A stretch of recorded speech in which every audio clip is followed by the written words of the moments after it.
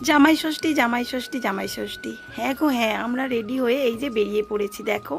আর ওইদিকে রয়েছে আমার মেয়ে, দুজন বসে রয়েছে একদম পাশাপাশি। আর এদিকে দেখো আমরা গিয়ে পৌঁছাতে না পৌঁছাতেই চলে এসেছে আমার বড় মাসি একদম রেডি হয়ে।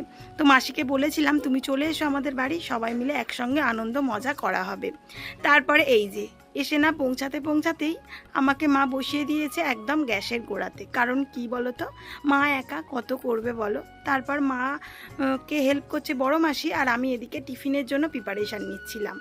তো তারপরে যেই যে এইদিকে আবার মোটামুটি সব কমপ্লিট হয়ে গিয়েছে, আর সাজিয়ে গুছিয়ে কিন্তু খেতে দেওয়ার ভারটা পড়ে সম্পূর্ণ আমার উপরে। তো একদম সেজে গুজে আমার বরকেও সাজিয়ে গুছিয়ে বসিয়ে দিয়েছি। কেমন লাগছে আমার হাজব্যান্ডকে, একদম হিরো হিরো না? তোমরা কিন্তু অবশ্যই আমাকে কমেন্টস করে জানাবে। তো তারপরে এই যে আমার মা এদিকে মানে রেডি হচ্ছে, তো যেগুলো আর কি দরকার, ফোঁটা দেবে তো এবছরে রয়েছে তো ফোঁটা। তো আমার বোন এসেছে বাইক নিয়ে, আমরা এসেছি গাড়িতে। তারপরে এদিকে এসেছে ফ্রিজ একটা। তোমরা তো লং ভিডিও পাবেই, তো একটু একটু করে শর্টস তোমাদেরকে দিচ্ছি। তো এরপরে একটা ছোট্ট মতো মিনি ব্লগ আবার দেবো।